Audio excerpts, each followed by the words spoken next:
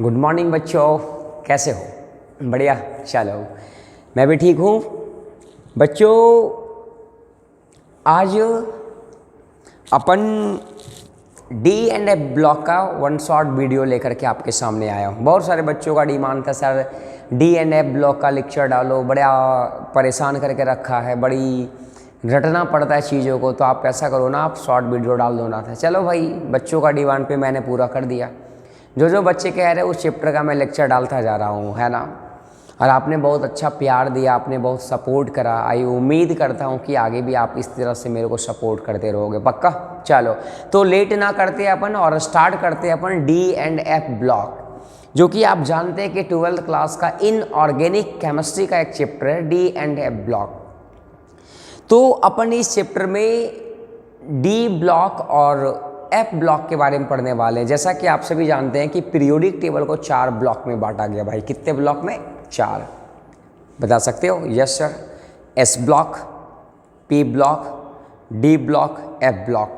तो S block 11 class का portion था, पी ब्लॉक 11 का कुछ पोर्शन था, बाकी कुछ 12 क्लास का पोर्शन था, जो कि 12 क्लास में जब पी ब्लॉक को डिलीट कर दिया है, बचा सिर्फ D&F ब्लॉक बचा है।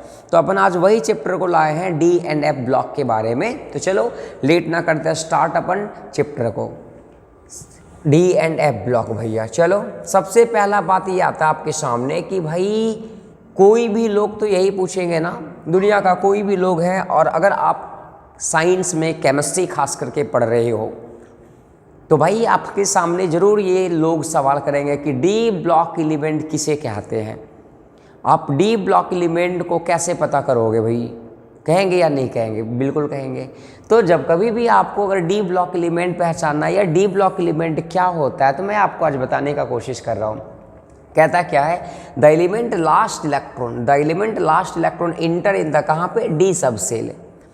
कोई भी एलिमेंट का अगर आपने कॉन्फ़िगरेशन लिखा और अगर उसका लास्ट इलेक्ट्रॉन डी सबसेल में एंट्री कर जा रहा है, भैया कौन सा सबसेल? D subshell. कोई भी एलिमेंट का कॉन्फ़िगरेशन आपने लिखा और अगर डी सबसेल में एंट्री कर जा रहा है तो वो डी ब्लॉक एलिमेंट कहलाएगा। अरे सर क्या कह रहे हो सर, मज़ा नहीं लग रहा। ये एक एग्जाम्पल दूँ, समझ में आ जाएगा ना, पक्का। चलो भैया एक एग्जाम्पल हम लेना चाह रहे हैं, एक एग्जाम्पल हम लेना चाहते हैं आपके सामने। आप बताओ, स्कैंडियम। स्कैंडियम का नाम तो ये सुना, जिसका एटॉमिक नंबर 21 होता, 21 होता भाई। Yes sir. अपन ये 21 वाले को, 21 वाले को कॉन्फ़िगरेशन हम लिखना चाह रहे हैं। 21 स्कैंडियम है, इसका अपन लिखना चाहते हैं। सबसे पहले भाई 1s2 होता है, फिर 2s2 होता है, 2p6 होता है, फिर 3s2 होता है, फिर 3p6 होता है, 4s2 होता है। थोड़ा सा इलेक्ट्रॉन को काउंट करते जाइयो, बहुत इंपॉर्टेंट है। सर आपने यहाँ 2 इलेक्ट्रॉन भरा, आपने यहाँ 2 भरा, 2 2 4 और 6 10 और 2 12, 12 6 18 और 2 कितना हो गया? 20। आप बताओ कि आपने 4s तक डाला तो 20 इलेक्ट्रॉन हो गया। क्या अभी भी इसके पास इलेक्ट्रॉन बचा है? जी हाँ दोस्तों, 1 इलेक्ट्रॉन अभी भी बचा है भैया। तो 1 इलेक्ट्रॉन तो वहीं भरेंगे ना। सर ये 4s में ठूस दे क्या? अरे ठूस देते ना। सर ठूस देते ना। नहीं भैया, एस में कैसे ठूसोगे? अच्छा चल, एस में नहीं ठूसते, पी में ठूस देते। अरे नहीं भाई नहीं, एस में मैक्सिमम 2 इलेक्ट्रॉन, पी में मैक्सिमम 6 इलेक्ट्रॉन, तो कैसे ज़बरदस्ती आप ठूस दोगे बताओ? अरे सर ठूसते हैं ना, ज़िंदगी में तो ये सब बहुत होता है सर। एक रूम में 4 बच्चे अगर सो सकते हैं तो सर उसके जगह पे 6-7 एडजस्ट कर ही लेते हैं। वो रूम है, ये रूम नहीं है। यहाँ कुछ और फासला चल रहा है, यहाँ कुछ और माजरा चल रहा है भैया। तो अपन 4s में इलेक्ट्रॉन नहीं पुट करेंगे क्योंकि इसका फुल हो गया इलेक्ट्रॉन। तो भाई अपन इसके बाद 3D आता है। अब 3D में कितना इलेक्ट्रॉन बचा था? 1 इलेक्ट्रॉन बचा था ना, तो अपन वहाँ पे 1 इलेक्ट्रॉन पुट कर देंगे। अब आप बताओ मेरे को, क्या लास्ट इलेक्ट्रॉन जो है क्या डी में गया या नहीं गया? आप बताओ कि 1 इलेक्ट्रॉन जो बचा था वो डी में गया या नहीं गया? गया भैया, गया। देखना 3D लास्ट में अपन लिखे, वहाँ पे 1 डाल दिया भैया। तो कह रहा है कि लास्ट इलेक्ट्रॉन इंटर्स इन डी सब सेल, तो वो एलिमेंट का नाम क्या होगा? डी ब्लॉक एलिमेंट्स होगा। सर एक और एग्जाम्पल ले लो। यस सर, एक और एग्जाम्पल मैं लेना चाहता हूँ आर्गन को। आर्गन का एटॉमिक नंबर 18 होता भैया। अपन कॉन्फ़िगरेशन लिखते हैं 1s2, 2s2, 2p6, 3s2, 3p6। देखते हैं भाई 2, चलो भाई 2 और 2 4 और 6 10, 10 2 12, 12 और 6 18। सर 18 इलेक्ट्रॉन को तूने भरा, लास्ट में पी में गया, पी में पी में, तो क्या ये डी ब्लॉक एलिमेंट्स का एग्जाम्पल होगा क्या? नहीं। क्यों? क्योंकि लास्ट इलेक्ट्रॉन पी में जा रहा है, ये पी आप देख पा रहे हैं, ये पी में लिखा था मैंने। लास्ट इलेक्ट्रॉन हमको कहाँ भेजना भैया? डी सब सेल में भेजना। अगर लास्ट इलेक्ट्रॉन डी सब सेल में जाएगा तो गारंटी है वो कौन सा ब्लॉक एलिमेंट होगा? डी ब्लॉक एलिमेंट होगा। श्योर? पक्का? चलो भैया, कह रहा है कि ये पीरियोडिक टेबल में कौन सा ग्रुप? तीसरा ग्रुप से लेकर के ब्रह्मा ग्रुप का पीरियोडिक टेबल ही डी ब्लॉक एलिमेंट होता। आप अगर पीरियोडिक टेबल को आपको अगर याद होगा तो ये इधर एस ब्लॉक होता है, इधर पी ब्लॉक होता है, इधर डी ब्लॉक और नीचे एफ ब्लॉक होता है। क्या बात है? S block, P block, D block, F block. S block में 2 ग्रुप, फिर आता है आपका बीच में डी ब्लॉक आता है। तो भाई तीसरा, चौथा, 5वां, 6वां, 7वां, 8वां, 9वां, 10वां, 11वां, 12वां और फिर 13 में बोरोन फैमिली आता है, फिर कार्बन, नाइट्रोजन, ऑक्सीजन, फ्लोरीन, फिर। तो ये 3 वाला 1 2 3 तीसरा ग्रुप से लेकर के आप देख पा रहे हैं इधर एस, आप देख पा रहे हैं। अगर मैं यहाँ पे छोटा सा पीरियोडिक टेबल बना दूँ तो यहाँ आपके सामने एस ब्लॉक होता है, यहाँ डी ब्लॉक होता है, यहाँ पी ब्लॉक होता है। तो सर ये 1 हो गया, 2 और ये 3, ये 4, ऐसे से कहाँ तक जाता है बेटा? 12 ग्रुप तक जाता है। श्योर? चलो नेक्स्ट पॉइंट मान करें, the properties of D block element are intermediate between the properties of S block and the P block. बिल्कुल सही बात है, ये एस ब्लॉक होता है, ये पी ब्लॉक होता है। तो जो भी एस ब्लॉक का प्रॉपर्टीज होगा, जो भी पी ब्लॉक का प्रॉपर्टीज होगा, ये दोनों का इंटरमीडिएट वाला प्रॉपर्टीज किसका होगा भैया? डी ब्लॉक का, है ना। चलो कह रहा है D block element are also known as transition element. D block element को ट्रांजिशन एलिमेंट भी कहते हैं। अब सवाल आता है भैया ये ट्रांजिशन एलिमेंट साला क्या होता है? आपके सामने एक सवाल आ रहा है कि ये साला ट्रांजिशन एलिमेंट क्या होता है भैया, है ना। तो अपन ट्रांजिशन एलिमेंट को समझने का कोशिश करते हैं। डी ब्लॉक एलिमेंट को कैसे कह रहे हैं अपन बात करते हैं। अपन नेक्स्ट स्लाइड को मूव कर रहे हैं और आपके सामने प्यारा सा खूबसूरत सा हेडिंग बना, ट्रांजिशन एलिमेंट।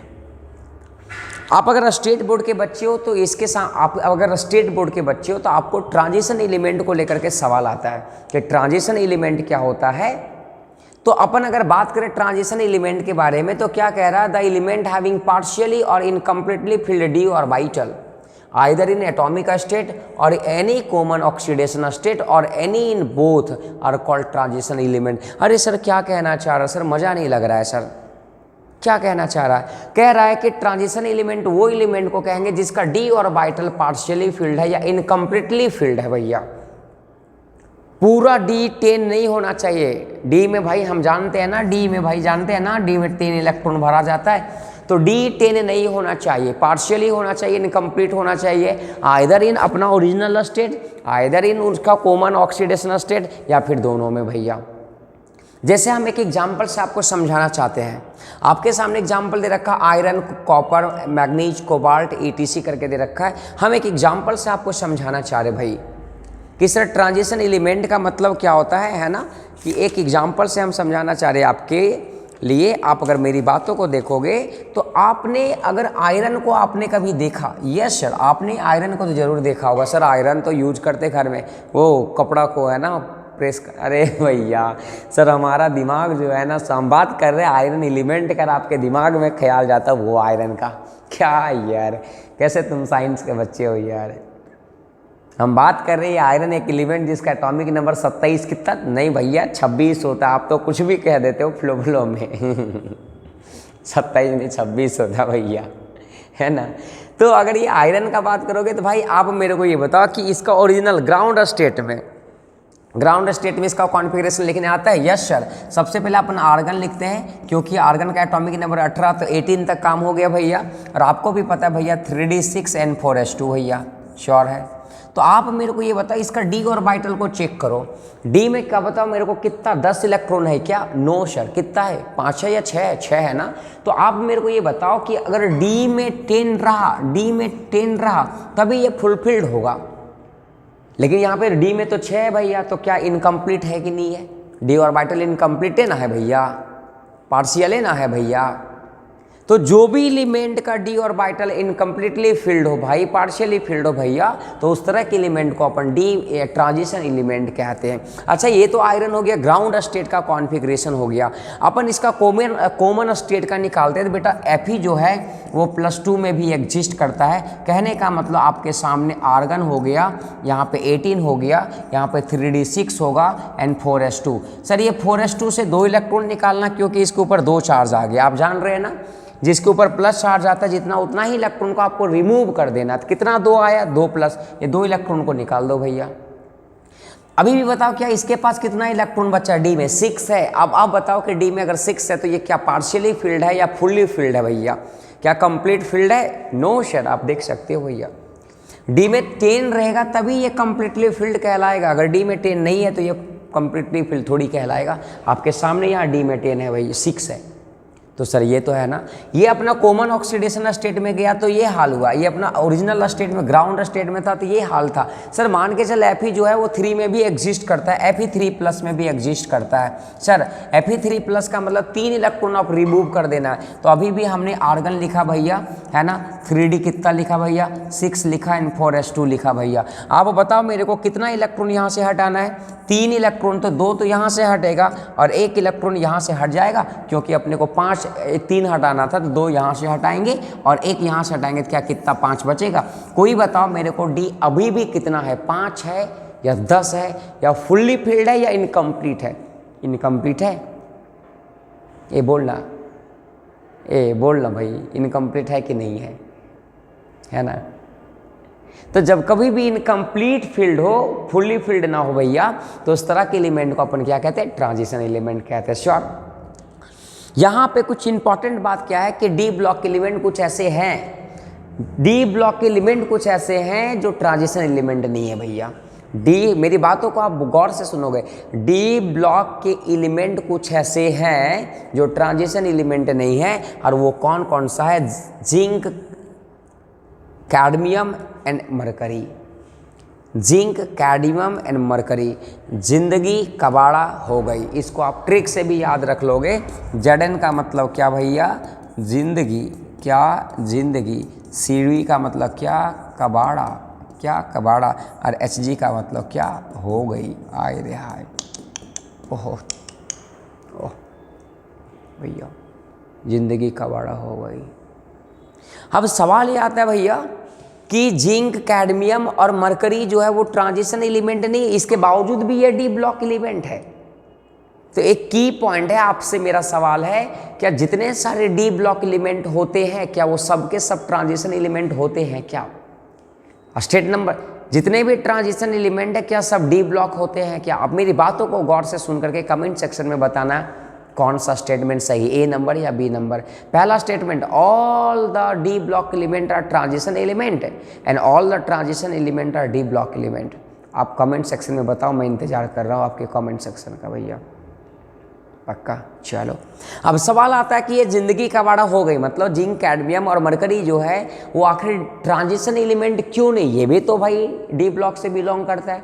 तो इसलिए नहीं है क्योंकि इसका आंसर अगले स्लाइड में हमने कर रखा है। चलो भैया, क्या है तो नेक्स्ट स्लाइड के अपन मूव करते हैं भाई। नेक्स्ट स्लाइड की तरफ अपन अगर मूव कर रहे हैं तो आप देख पा रहे एक बड़ा बेहतरीन सा सवाल आपके एग्जाम में आता है, और यही मैंने सवाल को आपके सामने रख दिया भैया। सवाल ये आता है कि why zinc, cadmium and mercury are not considered as the transition element. इसको क्यों नहीं कंसिडर्ड किया गया है? तो भैया इसका आंसर हमने यहाँ पे लिख दिया, इसका आंसर हमने लिख दिया क्या? सिंस जिंक, कैडमियम और मरकरी जो है वो कंप्लीटली फिल्ड ऑर्बिटल होता है, चाहे in its atomic state as well and in most common oxidation state. अरे भाई ये क्या बताना चाह रहे, कोई एग्जाम्पल से बता सकते हो? Yes sir. कह रहा क्या कि ये 3 एलिमेंट ऐसे हैं, जिंदगी का बाड़ा हो गई, जिसका डी ऑर्बिटल फुलफिल्ड होता है, चाहे वो एटॉमिक स्टेट में रहे चाहे वो अपना कॉमन ऑक्सीडेशन स्टेट में रहे भैया। कैसे? हम एक एग्जांपल से समझाना चाहते हैं। आपने जिंक के बारे में तो सुना होगा भाई, एटॉमिक नंबर 30 होता है, तो आपने यहाँ आर्गन लिखा, आर्गन क्या भाई एटॉमिक नंबर कितना 18 हो गया। अब बताओ यहाँ पे कितना लिखेंगे? 3d10 एंड 4s2 लिख सकते हैं, यस या नो? 18 और 10 28, 28 और 2 कितना हो गया? 30 हो गया। आप बताओ ये वाला कॉन्फ़िगरेशन जो है भाई, ये वाला कॉन्फ़िगरेशन तो एटॉमिक स्टेट में है, तो आप मेरे को ये बताना इसका डी ऑर्बिटल फुलफिल्ड है या नहीं है। आप देख करके बताओ डी ऑर्बिटल फुलफिल्ड है या नहीं, जल्दी बताएगा क्या इसका डी ऑर्बिटल फुलफिल्ड है या नहीं। फुलफिल्ड है भैया, देख लो भैया। लेकिन सर इसके पहले वाले आयरन में हमने लिखा था क्या उसका डी ऑर्बिटल फुलफिल्ड था, नहीं था। तो अगर डी ऑर्बिटल फुलफिल्ड है तो फिर वो ट्रांजिशन एलिमेंट थोड़ी कहलाएगा भैया। कहाँ से कहलाएगा भाई, बताओ बताओ बताओ, मेरी बातों को समझ पा रहे हो? यस सर, शाबाश। सर इसका अगर कॉमन ऑक्सीडेशन स्टेट का बात करेंगे तो जिंक जो है ना बेटा, वो जिंक 2+ में रहना पसंद करता है। जिंक 2+ में बहुत बढ़िया तरीका से पसंद करता रहना भाई। तो इसका अगर कॉन्फ़िगरेशन लिखेंगे तो आप तो लिख सकते हो आर्गन, उसके बाद क्या लिखोगे 3D10 लिखोगे, N4S2 यहाँ ओरिजिनल कॉन्फ़िगरेशन। सिंस यहाँ पे क्या है 2+ चार्ज है तो 2 इलेक्ट्रॉन बाहर वाले से निकालेंगे, तो 2 इलेक्ट्रॉन निकल गए। तो भैया अभी भी क्या ये 3D10 बचा या नहीं बचा? बचा। तो 3D10 अभी भी बच रहा है भैया, 3D10 अभी भी बच रहा है। 2 इलेक्ट्रॉन निकालने के बाद भी, 2 इलेक्ट्रॉन तूने निकाले इसके बाद भी 3D10 बच रहा है। तो डी में क्या 10 है या नहीं? क्या फुल्ली फुल है? Yes sir. और क्या वही तो लिखे हैं कि ये कंप्लीटली फिल्ड डी ऑर्बिटल होता है, और ट्रांजिशन एलिमेंट वो होते हैं जिसका डी ऑर्बिटल फुलफिल्ड कंप्लीटली नहीं होता है। सेम चीज़ जिंदगी कैडमियम का, सेम चीज़ Hg का भी होता है। कोई बच्चा कहेगा सर आपने तो आयरन के लिए Fa2+ लिखा, Fa3+ लिखा, तो जिंक के लिए भी जिंक 2+ लिख लेते हैं, जिंक 3+ लिख देते हैं। अबे ये जिंक 3+ में जैसे जिंक जाएगा ना, बोलेगा नहीं भैया मेरा स्टेबिलिटी घट जाएगा, हम नहीं जाना पसंद करेंगे, हमको नहीं जाना भैया, हम नहीं जाएंगे, हम जिंक 2+ में ही रहना पसंद करेंगे क्योंकि हम स्टेबल रहे भैया उसी में, इसी वजह से। श्योर? चलो भाई, तो सवाल आएगा तो आप बना लोगे। अपन और स्लाइड को मूव करते हैं। अब कुछ अपने को क्या करना है, कुछ फिजिकल प्रॉपर्टी अपने को पढ़ना है ये डी ब्लॉक एलिमेंट का। फिजिकल प्रॉपर्टी कहने का मतलब कुछ प्रॉपर्टीज हैं डी ब्लॉक एलिमेंट का जो कि अपने को पढ़ना है भैया। तो सबसे पहला नंबर प्रॉपर्टी जो आता है उसका नाम क्या? Electronic configuration. कौन बच्चा इलेक्ट्रॉनिक कॉन्फ़िगरेशन नहीं जानते हो? CBSE के बच्चे हो, स्टेट बोर्ड के बच्चे हो, साइंस के बच्चे हो, ब्रह्मा क्लास के बच्चे हो, और आप कॉन्फ़िगरेशन को लिखने नहीं जानते हो? अरे भैया तुम चाहे टीचर को मूर्ख बना रहे हो या अपने आप को मूर्ख बन रहे हो, या आपको कॉन्फ़िगरेशन तो आता होगा। जी हाँ, आपको आता है, मेरे को पूर्ण विश्वास है आपको आता है। तो आपके सामने मैं कॉन्फ़िगरेशन लिख दिया हूँ। आपके सामने सबसे पहला 21 नंबर पे स्कैंडियम आता है, टाइटेनियम आता है, वैनेडियम आता है, क्रोमीन आता है ना, क्रोमियम आता है, मैग्नीज आता है, iron, cobalt, nickel, copper, zinc आता है भैया। सर ये 20, 21 से लेके 30 तक आपको तो याद करना ही पड़ेगा एटॉमिक नंबर हर हाल में, और वो भी टिप पे याद कर लो। Scandium, titanium, vanadium, chromium, manganese, iron, cobalt, copper, यू हनीशी। श्योर? मेरे को याद है, हम क्यों बताए तेरे को? सर अगर आपको याद नहीं होगा तो मैं एक ट्रिक बता देता हूँ। SC का मतलब सर साइंस, SC का मतलब क्या? साइंस। ठीक सर, इसको इंग्लिश में लिखते हैं साइंस, है ना सर, साइंस SC। साइंस की एक टीचर थी भैया, साइंस की एक टीचर थी भैया, तो TI का मतलब टीचर हो गया।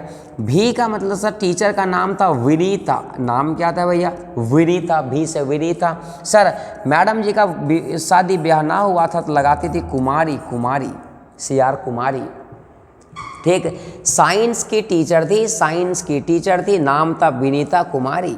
बिल्कुल बढ़िया बात है। साइंस की टीचर थी, नाम था विनीता कुमारी। मन को, MN इसका सर सिंबल होता है। और मन मतलब अपना मन को, अपने आप को बहुत समझती थी। मैं ये हूँ, मैं ये हूँ, मैं ये करती, मैं ये, मेरे पीछे पीछे 100 लोग पीछे घूमते हैं भैया। बहुत डिंग डांग देती थी, मतलब क्या करती, मन को क्या करती थी? फेंकती थी भैया, मन को फेंकती थी। तो यहाँ पे आप लिख सकते हो साइंस की टीचर थी, नाम क्या था? विनीता।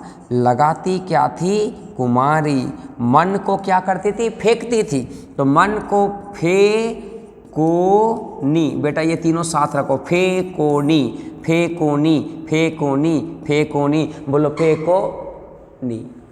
लड़का लोग परेशान होता तो बोलता था मैडम क्यों क्यों क्यों क्यों, और ZN का मतलब जान। मैडम क्यों जान, और अपने से लिख सकते हो जलाती हो।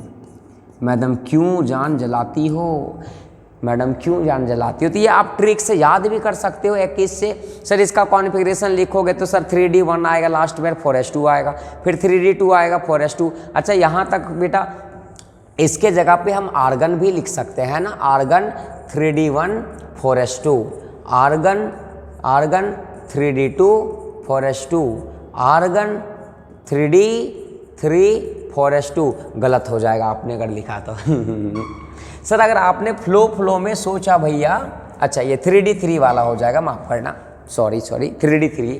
सर 24 नंबर का तूने अगर लिखना चाहा, 24 नंबर का कॉन्फ़िगरेशन लिखना चाहा 1s2 2s2 2p6 3s2 3p6 3D, basically आप ऐसे लिखोगे 3D 4 and 4s2 आप ऐसे लिखते हो, लेकिन सर ये एक्सेप्शन है, ये गलत कॉन्फ़िगरेशन है, ये गलत हो जाता है सर। यहाँ से एक इलेक्ट्रॉन यहाँ जंप कर जाता है तो 3D 5 हो जाएगा एंड 4s1 हो जाएगा। And this is the very important configuration chromium का भैया। एक्सेप्शन है, एक्सेप्शन यहाँ पे एक्सेप्शन है। 3D 4 की जगह 3D 5 एंड 4s2 की जगह 4s1 हो गया। सर आगे ऐसे ही है, एक और एक्सेप्शन है कॉपर के साथ, कॉपर में 3D 10, जबकि यहाँ पे अपन अगर कॉन्फ़िगरेशन लिखोगे 3D 9 एंड 4s2, लेकिन ये गलत है, ये इलेक्ट्रॉन यहाँ से जंप करके आ जाएगा और अपन लिखेंगे क्या भैया 3D 10 एंड 4s1 लिखते हैं। किसका? कॉपर का। आप याद कर लोगे तो 30 तक अगर बात करोगे 21 से 30 तक का कॉन्फ़िगरेशन में, तो 2 कॉन्फ़िगरेशन जो है वो एक्सेप्शन है, क्रोमियम का है भैया और एक कॉपर का है। श्योर? चलो आगे बढ़े, बिल्कुल सही। चलो अपन आगे बढ़ते भाई, अपन आगे बढ़ते। अरे बढ़ो भाई, बढ़ो बढ़ो बढ़ो बढ़ो, ऐसे कैसे कर ये का होता। चलो अपन आगे भैया, इसके जस्ट बाद अपन बात करते हैं सेकेंड नंबर प्रॉपर्टी, जिसका नाम है भैया क्या, जिसका प्रॉपर्टी का नाम है एटॉमिक रेडियस, एटॉमिक रेडियाई, कुछ भी बोलो, आयोनिक रेडियाई, एटॉमिक साइज, कुछ भी कहो। तो आप भी जानते हैं ना कि लेफ्ट से राइट जाते हैं, तो भाई आप भी जानते होंगे पीरियोडिक टेबल में लेफ्ट से राइट जाते हो, ऊपर से नीचे जाते हो। अगर लेफ्ट से राइट जाते तो सर साइज घटता है, अगर ऊपर से नीचे जाओगे तो साइज बढ़ता है। आपको क्या ये बात पता है पीरियोडिक टेबल में? यस सर, आपको तो ये जरूर पता होगा भैया। लेफ्ट से राइट जाओगे तो साइज बढ़ेगा, घटेगा, और ऊपर से नीचे जाओगे तो साइज बढ़ेगा। हमारे दिमाग में भी ऐसा आ रहा था, आपके दिमाग में भी ऐसा आ रहा होगा कि सर लेफ्ट से राइट जाएंगे तो घटेगा, ऊपर से नीचे जाएंगे तो बढ़ेगा। चलो भैया थोड़ा देख लेते हैं डी ब्लॉक एलिमेंट के साथ क्या माजरा चल रहा है भैया। अपन देखते हैं साला क्या चलने वाला है ना, ये डी ब्लॉक के साथ क्या खिलवाड़ चल रहा है। On moving left to right along the transition, है ना, transition group, the radius first decreases. कह रहा है कि पहले रेडियस घटेगा, at the middle it remain almost constant, और मिडिल पे ये कांस्टेंट हो जाएगा, and finally at the end the series it decreases. बाप रे बाप, ये क्या कहता है, ये क्या कहता है? डिक्रीज नहीं होगा, यहाँ पे एक वर्ड हो गया, इसको इंक्रीज कर लेना भैया। इसको क्या कर लोगे? इंक्रीज कर लोगे। एट द एंड इट क्या हो जाएगा? इंक्रीज। बाप रे बाप, ये क्या हो गया सर? क्यों हम साइंस ले लिए था? आप तो कह रहे हैं कि लेफ्ट से राइट जाएंगे तो साइज घटता है, यहाँ पे तो कह रहा है पहले घटेगा फिर कांस्टेंट होगा फिर बढ़ेगा भैया। हाय रे हाय। यस सर, यही तो है इनऑर्गेनिक केमिस्ट्री, जहाँ आप सोच नहीं सकते वो सोचने को मजबूर कर देगा, इसे कहती है इनऑर्गेनिक केमिस्ट्री। आपको लगता है कि इनऑर्गेनिक केमिस्ट्री यूँ है भैया, तो इनऑर्गेनिक केमिस्ट्री में एक्सेप्शंस बहुत होते हैं भैया। चलो सर देखो, आप देखोगे स्कैंडियम, टाइटेनियम, वैनेडियम का, तो सर सबसे पहले 101.33 1.22 1, देखो यहाँ से शुरुआत में घटा सर, ये लेफ्ट से राइट जा रहे तो घटा इसके अकॉर्डिंग। फिर सर मिडिल में क्या हो गया सर? सेम हो गया। क्रोमियम का, मैग्नीज का, आयरन का सर 1.17 1.17 1.17 हो गया, फिर ये घटा सर, और अल्टीमेट फिर देखो सर बढ़ गया, है ना। बाप रे बाप, तीनों चीज़ हो रहा है, पहले घटा फिर कांस्टेंट फिर बढ़ गया भैया, यही तो है। श्योर? याद रखना है आपको, याद रखना है, कोई बड़ा बात नहीं है। श्योर? अपन आगे बढ़ते हैं। फिर कह रहा है क्या कि अगर तू ऊपर से नीचे गया, अरे ऊपर से नीचे मतलब बिल्डिंग से नहीं भाई, पीरियोडिक टेबल में सर वो क्या कहें सर, जैसे सर वे कहा ना, कोई दीवाना कहता है कोई पागल समझता है। आह क्या बात है, उसके बाद तुम आगे कह दोगे भैया चलो, on moving down the group 3, तीसरा ग्रुप में अगर जाएंगे भैया, तीसरा ग्रुप में जाएंगे तो एटॉमिक रेडियस इंक्रीजेज है। तीसरा ग्रुप का मतलब बेटा ये वाला, तीसरा ग्रुप का मतलब पहला ग्रुप में आपके सामने हाइड्रोजन वाला आता है लीना के रब से फरियाद। फिर सेकंड ग्रुप में बेटा मांगे कन्या सुंदर बाप राजी होवे। और तीसरा में आता भैया है ना सैया लाए एसी। क्या लाए? सैया लाए एसी, सैया लाए एसी। अगर तुम तीसरा ग्रुप में जाओगे डी ब्लॉक का तो कह रहा है कि इंक्रीज हो रहा है, बिल्कुल सही बात है। लेकिन जैसे तुम चौथा ग्रुप में जाओगे भैया, जैसे तुम चौथा ग्रुप में क्रॉस करोगे साइंस ये वाले टी जरा हाफ, बेटा इसका हम ट्रिक बता देते हैं। टी जरा हाफ अपन लिख देते हैं, ये चौथा ग्रुप का एलिमेंट बताने वाले टी जरा half, titanium, zirconium and hafnium. कह रहा कि अगर तीसरा ग्रुप में ऊपर से नीचे जाओगे तो साइज बढ़ेगा, तो हमको भी लगा चौथा ग्रुप में जाएंगे तो भाई ये बढ़ेगा, हमको भी लग रहा था तीसरा में गए तो बढ़ा, चौथा में जाएंगे तो बढ़ेगा। लेकिन ऐसा लग रहा था कि ऊपर से नीचे जाएंगे तो साइज बढ़ेगा चौथा ग्रुप में, लेकिन ऐसा नहीं हुआ। बाप रे बाप, ये का हो गई बा, इरा और का हो गई बा। कभी कभी सोचता नहीं कि ऊपर से नीचे जाइए तो भाई साइज बढ़ा, लेकिन फिर चौथा ग्रुप में जब गए तो भाई ये क्या हो गया, घट गया। फिर कह रहा है increases but titanium to zirconium. लेकिन कह रहा है आप मेरी बातों को सुनोगे, थोड़ी बात को, ये वेरी इंपॉर्टेंट बात मैं बताना चाह रहा हूँ।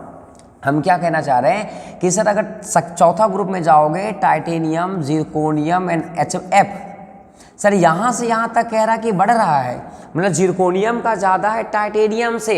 On the other hand from zirconium to hafnium the expected increase in atomic size is just cancelled by the lanthanoid contraction. Very important, very important. हम लोग को ऐसा लग रहा था कि ऊपर से नीचे जाएंगे तो बढ़ेगा, तो हाफनियम का भी ज़्यादा होगा जिरकोनियम से, क्योंकि ऊपर से नीचे जाने पे तो साइज बढ़ता है। लेकिन सर यहाँ पे ये हम लोग का ख्वाब जो था वो ख़त्म हो गया, कैंसल हो गया। और यहाँ पे एक नया सा कॉन्ट्रैक्शन आता है, जिस कॉन्ट्रैक्शन का नाम होता है लेंथेनॉइड कॉन्ट्रैक्शन, जिसके वजह से क्या होता है, hand zirconium and hafnium have almost similar atomic radius. Very important, जिसके वजह से सर ये दोनों का साइज जो है, कहने का मतलब जिरकोनियम और हाफनियम का साइज जो है वो आपस में बराबर हो जाता है।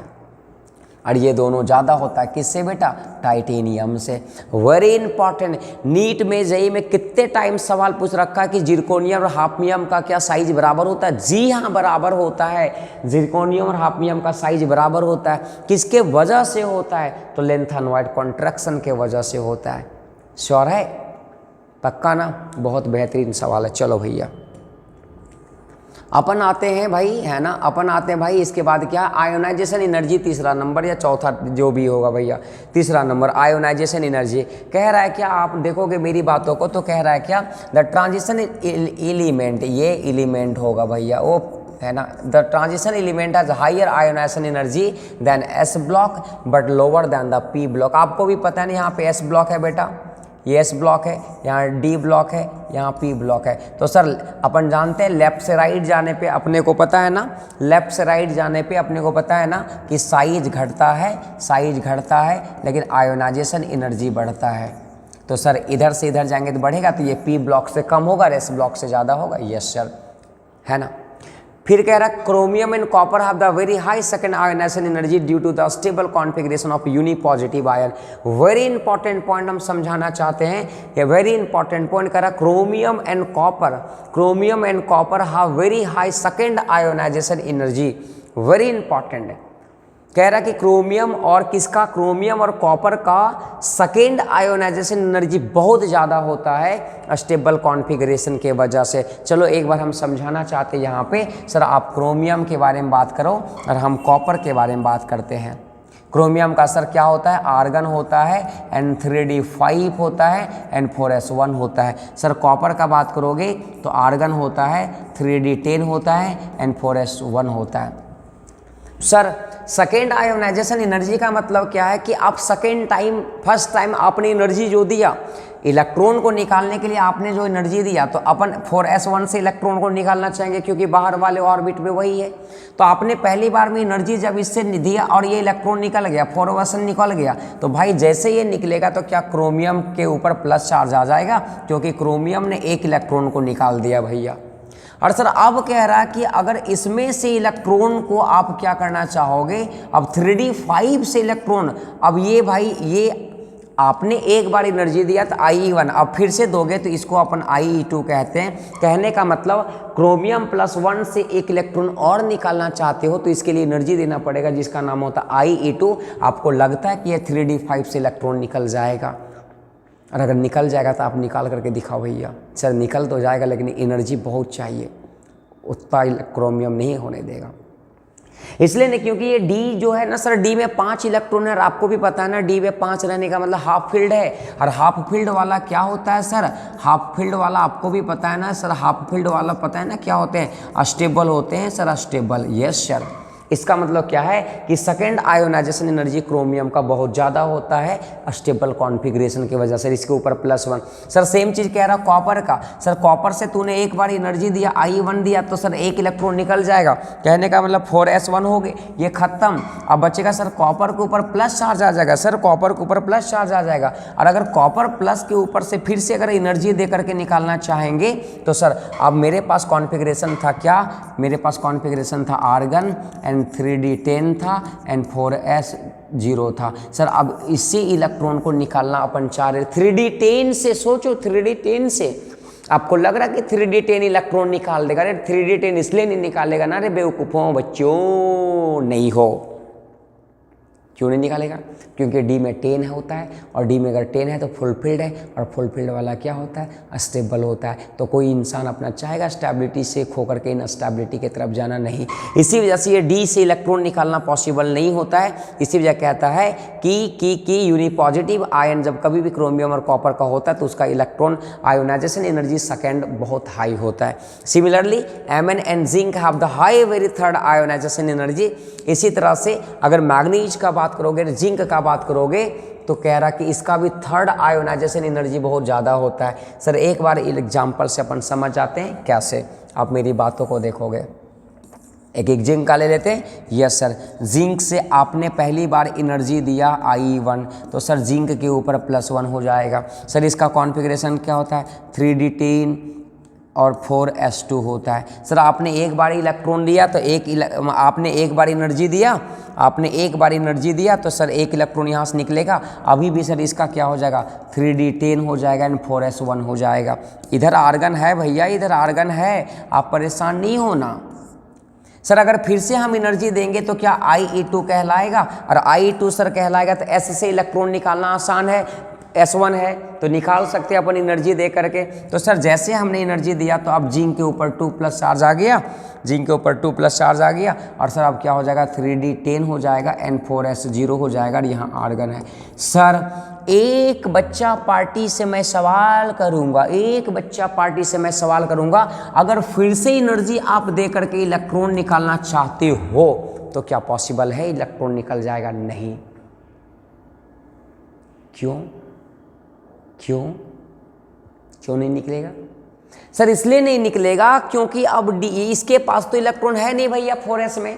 अब इलेक्ट्रॉन जो निकालोगे अब 3d से निकालोगे, डी में ऑलरेडी 10 इलेक्ट्रॉन है और फुलफिल्ड है। फुलफिल्ड वाला कोई इंसान नहीं चाहेगा कि भाई हम स्टेबल से अनस्टेबल की तरफ चल जाएगा क्या? नहीं सर। इसी वजह से क्या है कि ये डी वाला जो इलेक्ट्रॉन है वो नहीं निकालने देगा। आप एनर्जी दो भी तो और एनर्जी देना पड़ेगा, और एनर्जी देना पड़ेगा, और एनर्जी देना पड़ेगा। इसीलिए तो कह रहा है कि इसका डाई पॉजिटिव आयन से अगर इलेक्ट्रॉन हाई थर्ड है ना, देखो ये वाला एनर्जी बहुत ज़्यादा होता है भैया। श्योर। चलो अपन और मूव करते भाई, अपना ऑक्सीडेशन स्टेट का बात कर लेते हैं थोड़ा सा। इसका फिजिक प्रॉपर्टीज़ में अपन जाना चाह रहे तो प्रॉपर्टीज़ में अपन बात कर लेते हैं। ये कोई बड़ा बात नहीं है, आप थोड़ा सा याद कर लोगे, है ना। कह रहा कि transition elements of variable oxidation state, इसका ऑक्सीडेशन स्टेट वेरी करता है, फिक्स नहीं होता है, due to very small energy difference between the NS and N-1D sub cell. Sir आप कॉन्फ़िगरेशन अभी आप लिख रहे थे तो आर्गन आ रहा था एंड 3d10 आ रहा था या 4s2 आ रहा था, मान के चल तूने जिंक का लिखा भैया। तो कह रहा कि ये दोनों के बीच में ये NS हो गया और ये N-1D हो गया, देखो है ना। N का मतलब बाहर वाले ऑर्बिट में 4 है, 4 में से 1 घटा देंगे 3 बचेगा 3D में। तो ये दोनों के बीच का एनर्जी का डिफरेंस जो होता है ना बेटा बहुत कम होता है। और जैसे कम हुआ था तो क्या होता है ना कि ये इलेक्ट्रॉन जो है ना, सो क्या कह रहा है, सो डिफरेंट बिटवीन इलेक्ट्रॉन, है ना, as a result different number of electron n-1d sub shell can take part in the bond formation in addition of electron ns। So क्या कह रहा है कि इसका इलेक्ट्रॉन जो है सो बॉन्ड में पार्टिसिपेट जा करके जंप करके चला जाएगा, और अगर इलेक्ट्रॉन पार्टिसिपेट 3d से कर रहा होगा तो इसका ऑक्सीडेशन नंबर वेरी होता है। आपको याद रख लेना है कि एक मैग्नीज ऐसा एलिमेंट है जिसका मैक्सिमम ऑक्सीडेशन स्टेट होता है और वो +7 के बराबर होता है। फिलहाल 30 तक का अपन बात कर रहे हैं, ठीक है। चलो भैया देख लो, जैसे कि स्कैंडियम का क्या होता है +3 कॉमन ऑक्सीडेशन स्टेट है, टाइटेनियम का +4 है, वेनेडियम का +2 +3 +4 और जिंक का देखो सर +2। याद है सर, अभी मैंने बताया था अभी कि जिंक जो है +2 में रहना पसंद करता है। और आयरन के बारे में बताया था, 26 कहाँ चला गया आयरन, देखो 2 और 3 मैंने एग्जाम्पल शुरुआत स्लाइड में ले रखा था, है ना। चलो भैया अपन मूव करते आगे।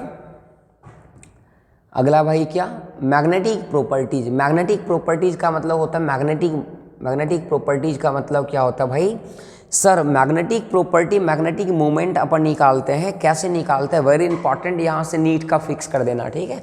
ये सवाल से नीट में फिक्स सवाल आते हैं, ठीक है, नीट और जेई का फिक्स है ना, ये अच्छा टॉपिक है भैया।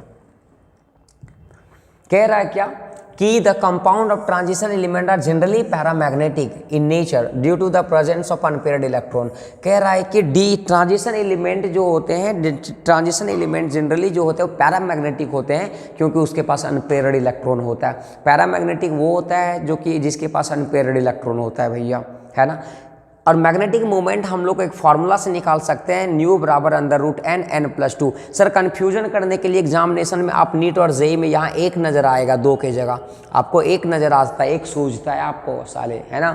याद रखोगे 1 नहीं है, कितना भैया 2 है। बड़ी बार मैंने मिस्टेक करा नीट का एग्जाम में, 1 ले लेते थे। और याद रखोगे ये रूट जो है वो पूरे में है ना, रूट है ना n+2। सर ये n का मतलब होता है नंबर ऑफ अनपेयर्ड इलेक्ट्रॉन, ये n का मतलब क्या होता है बेटा, number of unpaired electron. Sir अब ये number of unpaired electron how you will calculate, sir अगर जब तक ये n का वैल्यू नहीं आएगा तब तक ये क्या व्यू का वैल्यू आ सकता है, नहीं आएगा भाई, नहीं आएगा। तो इसके लिए आपको क्या करना पड़ेगा कि ये n पहले निकालना पड़ेगा। तो n आप कैसे निकालोगे, तो n निकालने के लिए आपको जैसे पूछेगा क्या, एक एग्जांपल से मैं बता देना चाहता हूँ। मान के चल तूने क्या लिया, आयरन के ऊपर +2 लिया और कह रहा है कि इसका मैग्नेटिक मोमेंट न्यू का वैल्यू बताओ। तो पहले इसका कॉन्फ़िगरेशन आप लिख लो भाई, आर्गन हो गया, 3d10 हो जाएगा, माफ करना 3d6 हो जाएगा, n4s2 हो जाएगा। ये आपका ओरिजिनल कॉन्फ़िगरेशन हो गया आयरन का। अब इस आयरन से अपने को क्या करना है कि कितना चार्ज यहाँ है, 2 चार्ज, इसका मतलब 2 इलेक्ट्रॉन यहाँ से निकाल दो। तो 2 इलेक्ट्रॉन हम यहाँ से निकाल देंगे तो भाई लास्ट में कितना बचेगा, 3d6। अब 3d6 को भर दो भैया, है ना, आपको भी पता है डी 1 2 3 4 5 और एक क्या 6। ये n देखो तो सर कितना, सर n बराबर यहाँ क्या आ गया 4। कैसे आ गया 4, क्योंकि सर ये भी अनपेयर्ड है, ये भी अनपेयर्ड है, ये भी अनपेयर्ड है, ये भी अनपेयर्ड है। कहने का मतलब 4 अनपेयर्ड इलेक्ट्रॉन आया तो ये n के जगह पे 4 पुट करोगे, 4 + 2 कुछ समथिंग आ जाएगा। मान के चल तूने क्या करा भैया, मान के चल तूने क्या करा, जिंक का लिखा भैया 30 नंबर का, तो आपने लिखा होगा आर्गन और फिर 3d10 लिखा होगा, n4s2 लिखा होगा।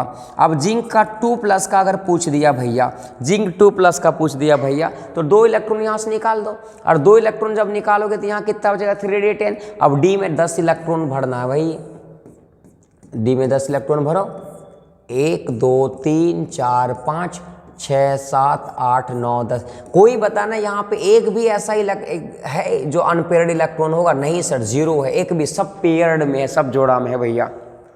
और सब अगर पेयर्ड में है तो यहाँ पे अनपेयर्ड इलेक्ट्रॉन 0। इसका मतलब क्या है कि जिंक 2+ जो है वो पैरामैग्नेटिक नहीं बल्कि क्या है, डायामैग्नेटिक है। देखो मैंने लिखा भी है ना, कि जिंक जो है, जिंक 2+ जो है वो डायामैग्नेटिक है क्योंकि इसके पास एक भी अनपेयर्ड इलेक्ट्रॉन नहीं था, सब पेयर में था। इसी तरह स्कैंडियम 3+ भी कह रहा है कि ये भी क्या भैया, डायामैग्नेटिक होता है। आप कॉन्फ़िगरेशन से देख सकते हो स्कैंडियम का कॉन्फ़िगरेशन। आप बताओ मेरे को भाई मीडिया ये क्या होता है, स्कैंडियम 3+ का अपन बात करने वाले हैं भैया। स्कैंडियम का एटॉमिक नंबर 21 होता है ना, तो इसका क्या लिखेंगे 3d1 लिखेंगे, 4s2 लिखेंगे, इधर आर्गन था भैया। चलो यहाँ से 2 इलेक्ट्रॉन निकालना है, माफ करना, यहाँ 3 है तो 3 निकालेंगे, तो 2 तो यहाँ से निकल जाएगा, 2 तो हमने यहाँ से निकाल दिया भैया, और 1 यहाँ से निकल गया, तो डी में तो इलेक्ट्रॉन ही नहीं है भैया, और डी में इलेक्ट्रॉन ही नहीं है तो ऑलरेडी इसका एन का वैल्यू 0, और एन का वैल्यू 0, इसका मतलब म्यू का वैल्यू 0, और अगर ये 0 इसका मतलब पैरामैग्नेटिक नहीं होगा, ये क्या होगा फिर डायमैग्नेटिक होगा। चलो जेई और नीट में ना मैच द कॉलम आता है, ठीक है, मैच द कॉलम दे देगा, इधर वाले एक ग्रुप में एलिमेंट दे दिए, आयंस दे दिए, एक में उसका वैल्यू दे देगा और कहेगा मैच द कॉलम करो। अगला कह रहा भाई कि डी ब्लॉक एलिमेंट जो होते हैं वो कलर शो करते हैं, आपको याद रख लेना, डी ब्लॉक एलिमेंट जो होते हैं कलर शो करते हैं। कह रहा है यहाँ पे क्या कि d block element the compound और transition element generally coloured and coloured is due to the d transition. Sir कह रहा है क्या कि डी ब्लॉक एलिमेंट या ट्रांजिशन एलिमेंट जो होते हैं वो कलर्ड जनरली होते हैं, और वो किसके वजह से होते हैं, डी ट्रांजिशन के वजह से होता है, वो इलेक्ट्रॉन डी से डी में ट्रांसफर होता है भैया बस। The compound of transition, the compound of transition metal ion with D0 and D10, कहने का मतलब D0 और D10 है ना, D0 and D10 configuration are generally colourless due to क्या, लैक ऑफ डी ट्रांजिशन। अब खुद सोचो ना, जिसके पास डी में खाली इलेक्ट्रॉन रहेगा, फुलफिल्ड नहीं रहेगा, अनपेयर्ड इलेक्ट्रॉन रहेगा, वो साला जंप करेगा, तुम लोग जैसे भैया, है ना। लेकिन अगर जैसे ही इंसान पेयर्ड में हो गया तो जंप करना स्टार्ट कम कर देगा। जैसे तुम अभी भाई अनमैरिड हो तो तुम अभी जंप कर रहे हो, दुनिया का हर एक कोना में घूम पा रहे हो भाई, जहाँ मन करता है जब मन करता है तब घूम लेते हो, लेकिन 2 हो जा, पेयर्ड में हो जा भाई, समझ में आ रहा पेयर का मतलब क्या कहना चाह रहे। यस, अगर तू पेयर में हो गया तो तुम क्या जंपिंग करना स्टार्ट करोगे या रुक जाओगे भैया। और जब जंपिंग ही नहीं करोगे तो कलर कैसे शो होगा, डी ट्रांजिशन तो होगा नहीं। शाबाश, वेरी गुड। चलो इसके बाद अपन मूव ऑन कर रहे हैं कैटालिटिक प्रॉपर्टी, है ना। कह रहा कि ये डी ब्लॉक एलिमेंट जो होते हैं वो कैटालिटिक प्रॉपर्टी होते हैं, कैटलिस्ट के जैसा बिहेव करता है। यस सर, बिल्कुल सही बात है सर। कभी कभी सवाल आ जाता है कि why the D block element या transition element are catalyst in nature, है ना। क्यों? 2 वजह है, 2 वजह। नंबर क्या है कि पहला वजह, they provide suitable service for the reaction to take place, है ना। सर्विस नहीं भैया, ये सर्विस नहीं है, ये सरफेस होगा, है ना। बाप रे बाप, ये क्या हो गई, सुटेबल सरफेस, सर्विस नहीं भाई, माफ़ कर दो। सर्विस होटल में मिलता है, रेस्टोरेंट में मिलता है भाई, सर्विस बढ़िया नहीं था, है ना। कह रहा they provide suitable surface for the reaction to take, बढ़िया सरफेस देता है ना रिएक्शन करने के लिए। The transition metals of variable, और सेकंड रीजन है कि इसका ऑक्सीडेशन नंबर जो है वेरी करता है भैया, है ना। और ऑक्सीडेशन नंबर वेरी करता है तो क्या है कि अलग अलग ऑक्सीडेशन स्टेट जा सकता है ना, बदल सकता है, तो कैटलिस्ट के जैसा बिहेव करता है। 2 वजह था, देख लोगे रट लोगे। अगला कॉम्प्लेक्स कंपाउंड, कह रहा कि डी ब्लॉक एलिमेंट या ट्रांजिशन एलिमेंट जो होते हैं वो क्या करते हैं कि कॉम्प्लेक्स कंपाउंड का फॉर्मेशन करता है, बड़े हैवी कंपाउंड बनाता है भाई। कैसे बनाता है भी हम बताना चाहते हैं, है ना। आप मेरी बातों को अगर समझ पा रहे हैं तो आप 1 मिनट के लिए कॉन्सेंट्रेट करोगे, है ना। कह रहा है क्या कि डी ब्लॉक एलिमेंट जो होते हैं वो 2 वजह से, है ना, कॉम्प्लेक्स बनाता है। पहला वजह क्या है कि इसका आयोनिक साइज बहुत छोटा होता है। आप कोऑर्डिनेशन कंपाउंड में पढ़ोगे, देखना सेंट्रल मेटल जो होता था ना वो डी ब्लॉक एलिमेंट होते थे। आप याद करोगे, अगर कोऑर्डिनेशन आपने पढ़ा होगा तो सेंट्रल मेटल आयन जो है ना वो डी ब्लॉक एलिमेंट हुआ करते थे भैया, है ना। फिर इसका पॉजिटिव चार्ज बहुत ज़्यादा होता है, आपने भी देखा +2 +3 +4 +7 तक भी जा सकता है, तो चीज़ों को जल्दी अट्रैक्ट करेगा भैया, कंपाउंड बन जाएगा। अगला क्या, इसका डी ऑर्बिटल वैकेंट होता है, आप डी छोटा लिख दोगे ज़्यादा बढ़िया रहेगा। कह रहा कि इसका डी ऑर्बिटल वैकेंट होता है, तो डी ऑर्बिटल वैकेंट होगा तो अलग अलग इलेक्ट्रॉन को ले सकता है भाई, है ना, तो कॉम्प्लेक्स कंपाउंड बना सकता है। 3 वजह है, आयोनिक साइज कम होता है, डी ऑर्बिटल खाली होता है, और इसका क्या भाई, अगला क्या, पॉजिटिव चार्ज ज़्यादा होता है। श्योर, चलो अपन मूव कर रहे हैं फॉर्मेशन ऑफ इंटरस्टिशियल कंपाउंड, है ना। इंटरस्टिशियल कंपाउंड का भी फॉर्मेशन करता है, इंटरस्टिशियल कंपाउंड का भी फॉर्मेशन करता है भैया। कह रहा है interstitial compound, they form interstitial compound इतनी बिकॉज, फिर से सवाल हो सकता है कि ट्रांजिशन मेटल इंटरस्टिशियल कंपाउंड क्यों बनाता है, तो क्यों बनाता है, क्योंकि transition element have the close pack crystal lattices having tetrahedral holes and octahedral hole HOLES holes in which a small atom like hydrogen, boron, carbon, ATC can be present. क्या कह रहा था आपने, अगर सॉलिड स्टेट पढ़ा होगा, हालांकि solid state इस साल रिड्यूस कर दिया, रिमूव कर दिया, हटा दिया है, तो अगर सॉलिड स्टेट तूने पढ़ा होगा तो वहाँ पे हम लोग टेट्राहेड्रल होल्स, ऑक्टाहेड्रल होल्स के बारे में पढ़ते हैं। जब सॉलिड के पार्टिकल्स आपस में एक जगह से है ना जुड़े होते हैं, क्लोजली पैक होते हैं, तो हर एक एटम पार्टिकल के बीच में ना जगह छूट जाता है और वो जगह को अपन होल्स कहते हैं। तो वो जो जगह छोटा छूट जाता है ना, उस जगह छोटा पे small atom hydrogen, boron, carbon जो है वो जाके घुस जाता है, प्रेजेंट हो जाता है, और वो कंपाउंड का फॉर्मेशन क्या हो जाता है, इंटरस्टिशियल कंपाउंड, है ना। मान के चल मेरे पास बहुत सारा क्या था, टी आई का, है ना, T I T I T I T I T I, ये टी आई ये टी आई ये टी आई ये टी आई, सब के सब टी आई है ना, सब के सब टी आई है भैया। अब देखोगे तो यहाँ पे यहाँ पे आपको ये कलर से मैं दिखाना चाह रहा हूँ कि आप ये वाइट, ये वाला पोर्शन जो है ना, ये देखो खाली रह गया भैया। तो यहाँ पे जो खाली रह गया ना, यहाँ पे छोटे छोटे एटम आकर के एंट्री मार सकते हैं, और जैसे यहाँ पे छोटा एटम एंट्री मारेगा तो इंटरस्टिशियल कंपाउंड बनता है। जैसे TiC, टाइटेनियम के साथ कार्बन जुड़ गया, Mn के साथ N जुड़ गया, Fe के साथ H जुड़ गया है, ठीक है। तो याद कर लोगे इसको आप। चलो अगला फॉर्मेशन ऑफ एलॉय। फॉर्मेशन आप जानते होंगे, एलॉय बचपन से पढ़े होंगे, एलॉय, है ना। कह रहा कि दे फॉर्मेशन ऑफ एलॉय विच, है ना, कि ये डी ट्रांजिशन एलिमेंट के जो मेटल्स होते हैं वो एलॉय का फॉर्मेशन करता है। क्यों? क्योंकि इसका साइज बहुत छोटा होता है। सिमिलरिटी इन साइज, जैसे कि अपन बात करेंगे ब्रास में, तो ब्रास आता है किस किस मेटल का कॉम्बिनेशन है, किसका एलॉय, ये कौन से एलिमेंट का है, तो कॉपर और जिंक का। तो आप याद करोगे कॉपर और जिंक का साइज बहुत छोटा होता है, मतलब दोनों आपस में लगभग में सेम होते हैं, छोटा नहीं सेम होते हैं। ऐसे ही कॉपर और एसन का अगर बात करोगे भाई, तो ये दोनों का भी साइज जो होता है ना, कॉपर और एसन का, टीन का, वो भी बहुत साइज में बराबर होता है। तो क्या होता है ना कि एलॉय का फॉर्मेशन हो जाता है भैया, ठीक। चलो कोई बड़ा बात नहीं है। अपन अब आगे भाई, ये फिजिकल प्रॉपर्टी तो होता है ख़त्म टी ब्लॉक एलिमेंट का। कहने का मतलब क्या कि जो भी हमने प्रॉपर्टीज पढ़ा, यूनिक साइज पढ़ा, कॉन्फ़िगरेशन पढ़ा, आयोनाइजेशन एनर्जी पढ़ा, फिर अपन मैग्नेटिक मोमेंट पढ़ा, कलर प्रॉपर्टी पढ़ा, फॉर्मेशन एलॉय पढ़ा, इंटरस्टिशियल कंपाउंड पढ़ा, तो ये 3 नंबर का सवाल वहाँ से फिक्स है। अब यहाँ से क्या है कि अपने को 2 प्रिपरेशन और पढ़ना है इस चैप्टर में, उसके बाद डी ब्लॉक खत्म और एफ ब्लॉक में कुछ नहीं है भैया।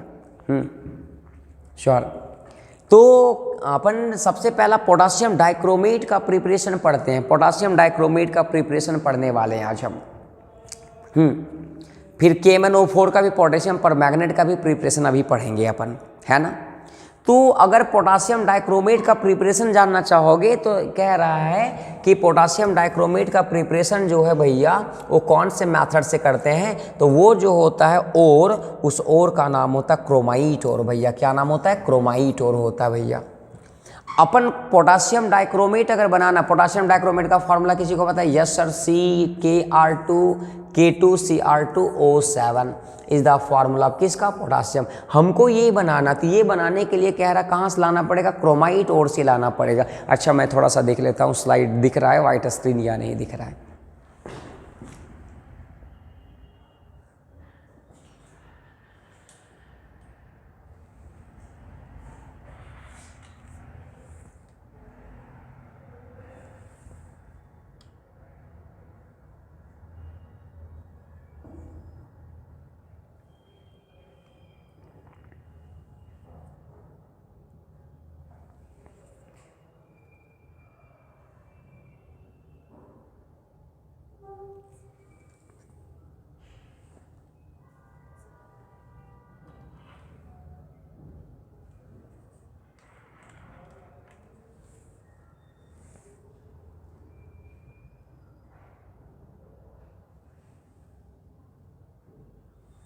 चलो भैया ठीक है ना। तो इसको अपन 3 स्टेप में जनरली निकाला जाता है पोटासियम डाइक्रोमेट को। तो सबसे पहला स्टेप होता है प्रिपरेशन ऑफ सोडियम क्रोमेट, है ना। सबसे पहला स्टेप होता है सोडियम क्रोमेट को बनाने का। सोडियम क्रोमेट का फॉर्मूला होता है बेटा Na2CrO4 होता है भैया, है ना, याद रख लोगे। अच्छा क्रोमाइट और का फॉर्मूला भी आपको पता होना चाहिए, कभी कभी सवाल में पूछ देता है क्रोमाइट और का फॉर्मूला क्या होता है। तो क्रोमाइट और का फॉर्मूला FeCr2O4 होता है, याद रख लोगे, ठीक है, FeCr2। तो हमने क्या करा, सबसे पहले क्रोमाइट और हमने लिया, और क्रोमाइट और का रिएक्शन हमने बेस के साथ करवाया, सोडियम हाइड्रोक्साइड के साथ करवाया ऑक्सीजन के प्रेजेंस में, है ना, रोस्टिंग करवाए भैया। तो अपने को जो मिला वो Na2CrO4 मिला, जिसको कहते हैं सोडियम क्रोमेट कहते हैं, और साइड में कुछ प्रोडक्ट में निकल गया, हमको मतलब नहीं था। सोडियम क्रोमेट को हमने क्या करा, सोडियम क्रोमेट को फिर से हमने सोडियम डाइक्रोमेट में कन्वर्जन करा, मतलब जहाँ Na2Cr था वहाँ हमने Cr2 बनाना चाहा, तो इसका रिएक्शन Na2CrO4 का रिएक्शन हमने कॉन्सेंट्रेटेड H2SO4 के साथ करवा दिया, एसिड के साथ करवाया, तो आपको Na2Cr2O7 मिल गया और साइड प्रोडक्ट में मिल गया भैया। कहने का मतलब क्या कि सोडियम डाइक्रोमेट अपने को मिल गया, और अगर सोडियम डाइक्रोमेट मिल गया तो हम लोग पोटासियम डाइक्रोमेट में कन्वर्ट कर देंगे, कैसे, KCl के साथ। आपके सामने सोडियम डाइक्रोमेट था, KCl के साथ करवाएं तो पोटासियम डाइक्रोमेट मिल गया, NaCl बाहर हो गया। तो ये सवाल वेरी इंपॉर्टेंट है, 3 नंबर का सवाल ये आता है कि प्रिपरेशन ऑफ पोटासियम डाइक्रोमेट को बताएं। तो ये 3 स्टेप में होता है। पहला स्टेप पे अपन क्या बनाएंगे, सोडियम क्रोमेट बनाएंगे, दूसरा स्टेप में सोडियम डाइक्रोमेट बनाएंगे, और तीसरा स्टेप में पोटासियम डाइक्रोमेट बन जाएगा भैया KCl के साथ करवाने पे। श्योर, चलो। इसका कुछ प्रॉपर्टीज होता है जो आप यहाँ देख पा रहे हैं ना, कुछ प्रॉपर्टीज को अपने को पढ़ना पड़ेगा। इसका कुछ प्रॉपर्टीज होते हैं जो कि अपन पढ़ेंगे। कह रहा कि यह कैसा होता है भाई, ये ऑरेंज कलर का होता है, ऑरेंज कलर क्रिस्टलाइन सॉलिड होता है, और इसका कलर जो होता है वो चार्ज ट्रांसफर है ना, ट्रांजिशन के वजह से होता है। छोड़ो, कह रहा कि यह सॉल्यूबल इन कोल्ड है ना, moderately soluble in cold water में।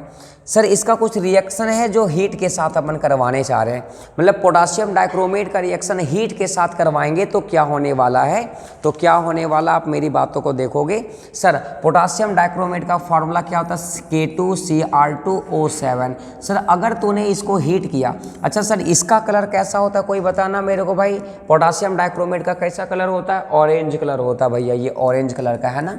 सर अगर तूने इसको हीट करा, अगर तूने पोटासियम डाइक्रोमेट को हीट करा तो सर अपने को मिल जाता है क्या, K2CrO4 मिल जाएगा सर, वेरी इंपॉर्टेंट। और इसका कलर जो है सर येलो हो जाएगा।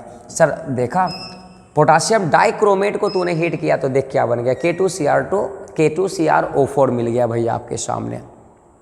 याद रख लोगे, रिएक्शन है, याद करना पड़ेगा, तेरे को कोई ऑप्शन नहीं है। सर अगर HCl के साथ हमने रिएक्शन करा है ना, अगर तूने HCl के साथ रिएक्शन करा, कहने का मतलब K2Cr2O7 का रिएक्शन अगर तूने HCl के साथ करा तो सर कहने का मतलब क्या है कि यहाँ से एक गैस निकलता है जो काम का चीज़ है। सर प्रोडक्ट क्या क्या बनता है, KCl बन रहा होता है, KCl बन रहा होता है, फिर CrCl3 बन रहा होता है, और सर मज़ेदार वाला बात क्या है आपके सामने कि सर एक गैस निकलता है जिस गैस का नाम Cl2 है। सर कभी कभी सवाल में यही आता है आपके एग्जाम में कि अगर पोटासियम डाइक्रोमेट को अगर आप एसिड के साथ रिएक्शन करोगे तो कौन सा गैस रिलीज होता है, Cl2 प्लस वाटर तो बनेगा ही बनेगा। चलिए Cl2 को आप याद कर लोगे, है ना, रिएक्शन है, याद कर लोगे, कोई बड़ा बात नहीं है। चलो अगला भाई, अगला कुछ देख लेते हैं कि सर पोटासियम डाइक्रोमेट एक स्ट्रॉन्ग ऑक्सीडाइजिंग एजेंट होता है। आपको भी पता है K2Cr2O7 ऑर्गेनिक केमिस्ट्री में आपने बड़ी पढ़ा होगा कि ये सर क्या करता है, ऑक्सीडाइज कर देता है सर, है ना, ये ऑक्सीडाइजिंग नेचर का होता है सर, है ना। याद करा, अल्कोहल को है ना अल्डिहाइड में कन्वर्ट करने का काम करता था, उसका फिर फर्दर ऑक्सीडेशन करवाते थे तो कार्बोक्सिलिक एसिड में बनता था। तो सर कह रहा है क्या कि it act as a strong oxidising agent, it act as a strong oxidising agent and itself reduces to chromium in acidic medium. और सर ये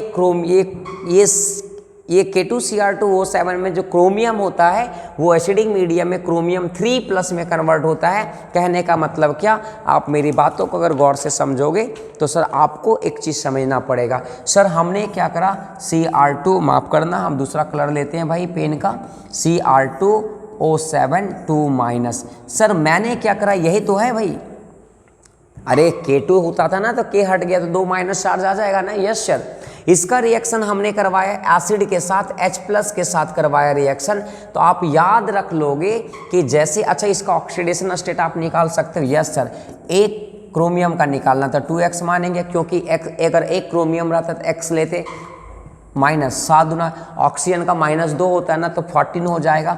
this will be equal to -2। Sir 2x बराबर क्या आ जाएगा, इधर जाएगा तो plus में तो 12 हो जाएगा, देन x बराबर कितना आ जाएगा, +6। कहने का मतलब ये क्रोमियम का +3 आया। लेकिन सर एसिडिक मीडियम में ये खुद जो है वो किस में रिड्यूस हो जाता है, +3 में रिड्यूस हो जाता है। कहने का मतलब क्या कि 6 से जहाँ कहाँ चला गया, 3 में चला गया, खुद रिड्यूस हो जा रहा है भैया। तभी तो ये ऑक्सीडाइजिंग नेचर का होगा ना, दूसरे को ऑक्सीडाइज करेगा, खुद रिड्यूस हो जा रहा है। तो आप ये याद कर लो कि एसिडिक मीडियम में +6 से कहाँ जा रहा है, +3 जा रहा है। और ये किस किस को ऑक्सीडाइज, किस किस को ये रिड्यूस, किस किस को ये ऑक्सीडाइज कर देगा खुद रिड्यूस होकर के। तो इसके लिए एक वेरी इंपॉर्टेंट, अच्छा माफ करना, यहाँ पे हम चार्ट बनाए हैं, यहाँ पे कुछ अपन और लिख लेते हैं एग्जाम्पल में। तो सर ये कौन कौन चीज़ों को, कौन कौन सबस्टांस को सर ये क्या कर देगा, है ना, ऑक्सीडाइज कर देगा। तो सर याद रख लोगे ये सर, ये I- को सर I2 में ऑक्सीडाइज कर देगा। कैसे, एक रिएक्शन लिख के दिखा दे सर। आपके सामने क्या था, Cr2O7 था, 2- था, प्लस ये I- मैंने लिया, I- मैंने लिया, और सर एसिडिक मीडियम में था तो H+ मैंने लिया। श्योर है, पक्का। चलो भैया, सर कह रहा है क्या कि ये सबसे पहला आप ये बता कि क्रोमियम जो है वो किस में टूट करके चला गया, आप ये बता सकते हो। यस सर, क्रोमियम 3+ में चला गया। और सर I- को किस में कन्वर्ट कर दे रहा, I2 में कन्वर्ट कर दे रहा है। और सर ये वाटर, तो आप लिखोगे सर बैलेंस करना आपका चीज़ का है, बैलेंस नहीं कर पाओगे। Yes sir.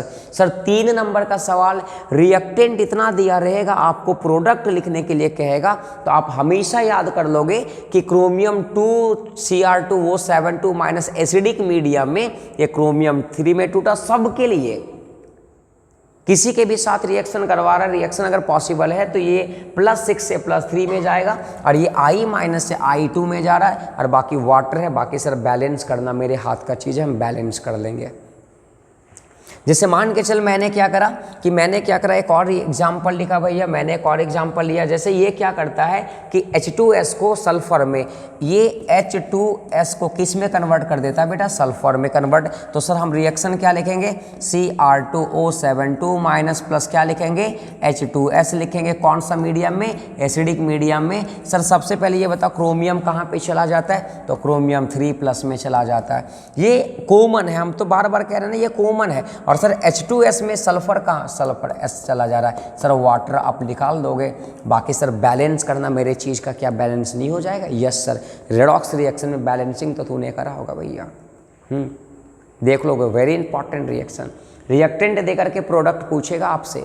इसी तरह से ये क्या करता है सर, ये क्या करता है मैं बता देना चाहता हूँ। इसी तरह से ये क्या करता है, ये क्या करता है कि सल्फर, ये क्या करता है सर, Fe2+ को, ये Fe2+ को किस में कन्वर्ट कर देता है, Fe3+ में कन्वर्ट कर देता है। सर इसका रिएक्शन क्या आप लिख सकते हो। यस सर, सबसे पहले क्या लिखोगे, Cr2O7 प्लस Fe2+ है तो Fe2+ लिखेंगे भाई।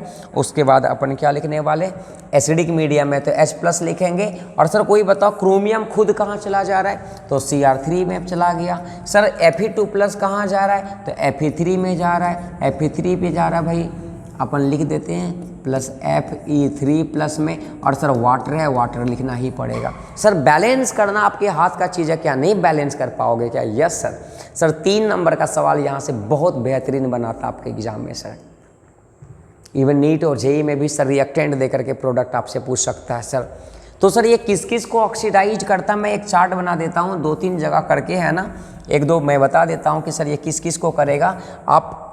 आप बता देना मेरे को, है ना, कमेंट सेक्शन में सर प्रोडक्ट बता देना मेरे को। सर ये किसको करने वाला है सर, ये Sn2+ को सर ये Sn4+ में करने वाला है सर। आप इसका रिएक्शन जो है कमेंट सेक्शन में लिख के बताओगे। सर ये किसको करने वाला है, सर ये SO2 को कन्वर्ट करने वाला है SO4 2- में कन्वर्ट। कमेंट सेक्शन में ज़रूर बताओगे भैया, श्योर, पक्का ना। चलो, तो ये हो गया पोटासियम डाइक्रोमेट का कुछ प्रॉपर्टीज, कुछ रिएक्शन हो गया। अब अपन आते हैं क्या, पोटासियम परमैंगनेट का, ये लास्ट पढ़ेंगे, उसके बाद चैप्टर को एंड करेंगे, श्योर।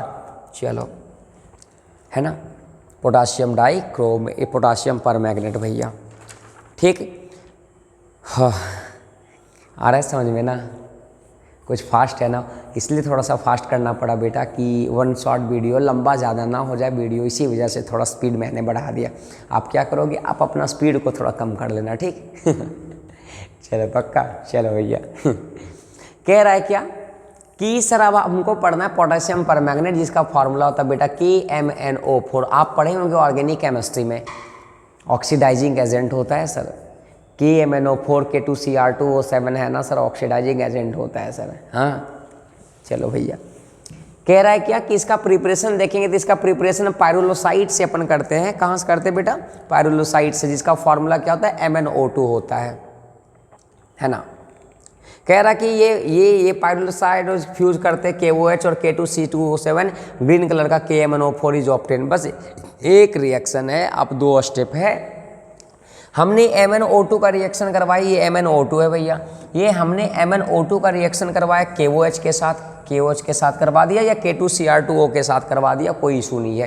तो सर अपने को क्या मिल जाता है? K2MnO4 मिल रहा है, K2MnO4 मिल रहा है। हमको KMnO4 चाहिए, 2 नहीं चाहिए। तो इसका हम लोग का कन्वर्जन ऑफ K2MnO4 टू क्या करवाएंगे? KMnO4 करवा देंगे। एक पोटासियम को हटाएंगे तो अलग अलग तरीका से अपन हटा सकते हैं भैया। K2MnO4 का रिएक्शन ओजोन के साथ करवा दो वाटर के प्रेजेंस में, इसका रिएक्शन क्लोरीन के साथ करवा दो, इसका रिएक्शन कार्बन डाइऑक्साइड के साथ कर, सब में रिएक्शन जो देखो KMnO4 मिल रहा है सर आपके सामने। श्योर, यह स्टेप है, 2 स्टेप है, याद रख लोगे। पहला स्टेप में हमने क्या बनाया? K2MnO4 बनाया और अगला स्टेप में KMnO4 बना दिया, बस खत्म बात है।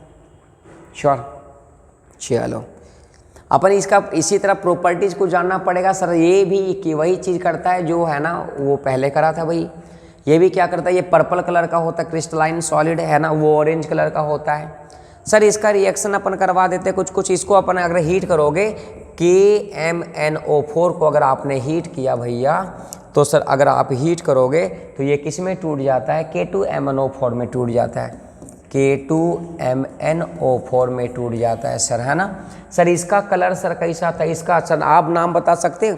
इसका नाम होता है पोटासियम परमैंगनेट। इसका नाम है भैया पोटासियम परमैंगनेट, है ना। इसका नाम पोटासियम परमैंगनेट और सर उसका नाम होता है पोटासियम मैग, है ना, पोटासियम मैग्नेट, है ना। हीट करोगे तो पोटासियम परमैंगनेट जो है पोटासियम मैग्नेट में कन्वर्ट हो जा रहा है। सर इसका रिएक्शन अगर अल्कलाइन KOH के साथ करवा दो तो KMnO4 ले लो। KMnO4 का रिएक्शन तूने करवा दिया KOH के साथ करवा दिया भैया।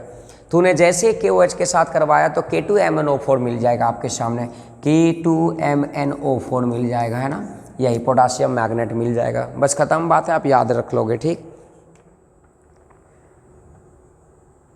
सर इसके बाद है HCl के साथ रिएक्शन करवाए अपन, एसिड के साथ रिएक्शन करवाए होंगे। हाँ देखिए, इसके बाद हमने रिएक्शन करवाया एसिड के साथ। सर जैसे मैंने एसिड के साथ रिएक्शन करवाया KMnO4 का रिएक्शन एसिड HCl के साथ हमने करवाया भैया, तो हमने रिएक्शन करवाने के बाद अपने को जो यहाँ मिलता है एक गैस रिलीज होता है। उस गैस को आप याद कर लोगे सर, वो गैस Cl2 गैस रिलीज होता है। वेरी इंपॉर्टेंट सवाल कहेगा KMnO4 का रिएक्शन आपने एसिड के साथ करवाया तो कौन सा गैस रिलीज हुआ? तो आपके सामने वो जो गैस है वो कौन सा है? Cl2 गैस है। इसके साथ साथ सर बहुत सारी चीज़ मिलता है। KCl मिल गया अपने को, Cl2 मिल गया अपने को, MnCl2 मिल गया अपने को, और सारे सबस्टांस मिल जाते हैं। फिर अपने को भाई क्या मिल जाएगा? वाटर मिल जाएगा। बैलेंस अपन नहीं कर रहे बेटा, बैलेंस अपन नहीं कर रहे हैं, है ना, बस हमने रिएक्शन को लिख करके दिखा दिया।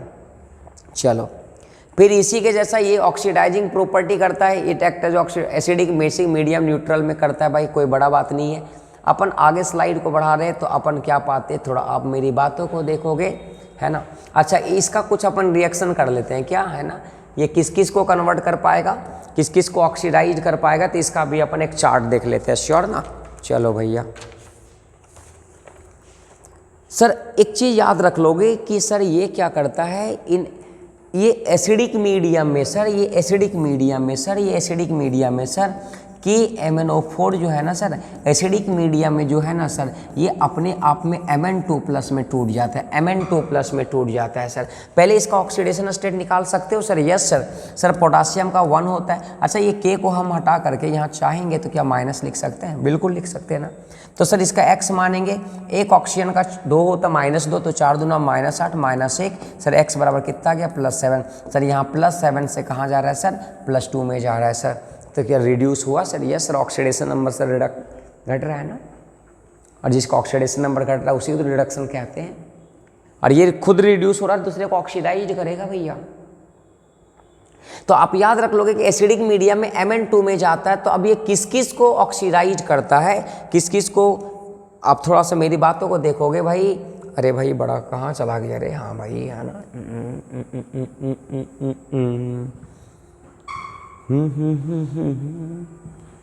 सर ये भी क्या करने वाला है, i माइनस को i2 में कन्वर्ट करने वाला है।